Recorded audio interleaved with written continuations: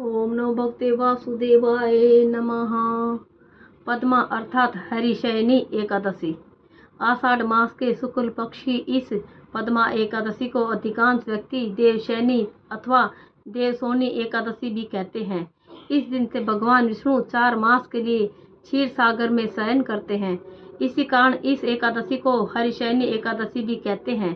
पुराणों में यह भी कहा गया है कि इस दिन से विष्णु भगवान 4 मास तक बलि के द्वार पर पाताल में रहते हैं और कार्तिक मास के शुक्ल पक्ष एकादशी को अपने लोक में लौटते हैं।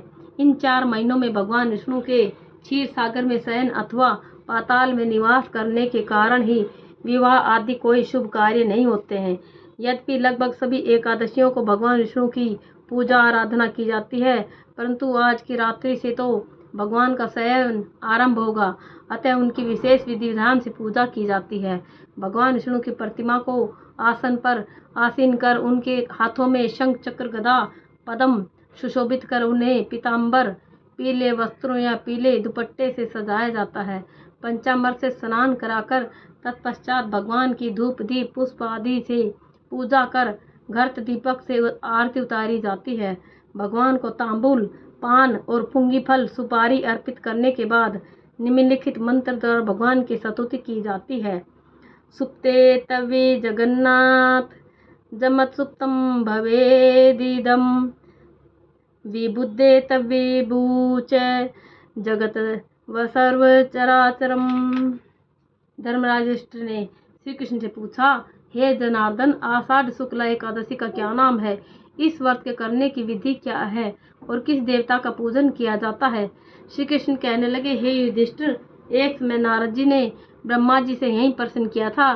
तब ब्रह्मा जी ने उत्तर दिया कि हे नारद, तुमने कलयुग जीवों के उद्धार हेतु अत्युत्तम प्रश्न किया है, क्योंकि एकादशी व्रत सब व्रतों में श्रेष्ठ है। इस व्रत से समस्त पाप नष्ट हो जाते हैं और जो व्यक्ति इस व्रत को नहीं करते हैं वे नरकगामी होते हैं। सभी एकादशियों के व्रत श्रेष्ठ हैं और उनके करने से भगवान विष्णु प्रसन्न होते हैं, परंतु उन सब में भी आषाढ़ मास के शुक्ल पक्ष की यह एकादशी तो सबसे अधिक पुण्य प्रदायक है। पद्मा नामक इस एकादशी से संबंधित पुराण में वर्णित एक कथा मैं तुमसे कहता हूँ। हे नारद, तुम ध्यान पूर्वक इस कथा को सुनो। सतयुग में मंदाता नाम का एक सूर्यवंशी राजा था, जो सत्यवादी और महान प्रतापी था। वह प्रजा का पुत्र की तरह पालन किया करता था। उसकी प्रजा धन धान्य से भरपूर और सुखी थी। उसके राज्य में कभी अकाल नहीं पड़ता था। एक समय उस राजा के राज्य में 3 वर्ष तक वर्षा नहीं हुई और अकाल पड़ गया। प्रजा अन्न की कमी के कारण अत्यंत कष्ट पाने लगी और अन्न के अभाव के कारण यज्ञ आदि भी बंद हो गई। एक दिन प्रजा राजा के पास जाकर कहने लगी, हे राजन, समस्त विश्व की सृष्टि का कारण वर्षा है। वर्षा के अभाव से अकाल पड़ गया है और अकाल से प्रजा मर रही है, इसलिए ऐसा कोई उपाय बताइए जिससे प्रजा का कष्ट दूर हो। राजा मंदाता ने कहा, आप लोग ठीक कह रहे हैं। वर्षा से ही अन्न उत्पन्न होता है और आप लोग वर्षा न होने से दुखी हैं। मैं आप लोगों के दुखों को समझता हूँ। ऐसा कहकर राजा कुछ सेना साथ लेकर वनों की तरफ चल दिए। वह अनेक ऋषियों के आश्रम में भ्रमण करते हुए अंत में ब्रह्मा जी के पुत्र अंगिरा ऋषि के आश्रम में पहुँचे। वहाँ राजा ने घोड़े से उतरकर अंगिरा ऋषि को प्रणाम किया। मुनि ने राजा को आशीर्वाद देकर कुशल क्षेम के पश्चात उससे आश्रम में आने का कारण पूछा।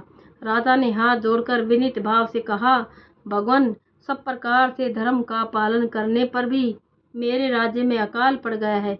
इससे प्रजा अत्यंत दुखी है। राजा के पापों से ही प्रजा को कष्ट मिलता है, ऐसा शास्त्रों में लिखा है। जब मैं धर्मानुसार राज्य करता हूँ तो मेरे राज्य में अकाल कैसे पड़ गया? मैं आपसे इसी संदेह का निवारण करने के लिए आया हूँ।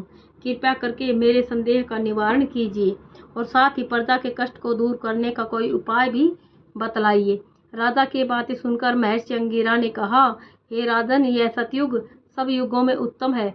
इसमें धर्म के चारों चरण उपस्थित हैं, अर्थात इस युग में धर्म की सबसे अधिक उन्नति है। लोग ब्रह्म की उपासना करते हैं और ब्राह्मणों को ही केवल वेद पढ़ने तथा तप करने का अधिकार है, परंतु आपके राज्य में एक शूद्र तपस्या कर रहा है। इसी दोष के कारण आपके राज्य में वर्षा नहीं हो रही है। इसलिए यदि आप प्रजा का भला चाहते हो तो उस शूद्र का वध कर दो। राजा ने कहा, महाराज, मैं उस निरपराध तपस्या करने वाले शूद्र को किस तरह मार सकता हूँ। आप इस दोष से छूटने का कोई अन्य उपाय बताइए। तब ऋषि कहने लगे, हे राजन, यदि तुम अन्य उपाय जानना चाहते हो तो सुनो। आषाढ़ मास के शुक्ल पक्षी पद्मा नाम की एकादशी का विधि पूर्वक व्रत करो। इस व्रत के प्रभाव से तुम्हारे राज्य में वर्षा होगी और प्रजा सुख पावेगी।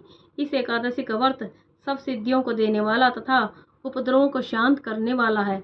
अतएव प्रजा, सेवकों तथा मंत्रियों सहित तुम इस व्रत को करो। मुनि के वचन सुनकर राजा अपने नगर वापस आ गया और विधि पूर्वक पद्मा एकादशी का व्रत किया। उस व्रत के प्रभाव से वर्षा हुई और प्रजा को सुख पहुंचा। इस हरिशयनी एकादशी का व्रत सभी मनुष्यों को करना चाहिए, क्योंकि यह व्रत इस लोक में भोग और परलोक में मुक्ति का देने वाला है। इसकी कथा के पढ़ने व सुनने मात्र से ही मनुष्य के समस्त पाप नष्ट हो जाते हैं। ओम नमो भगवते वासुदेवाय।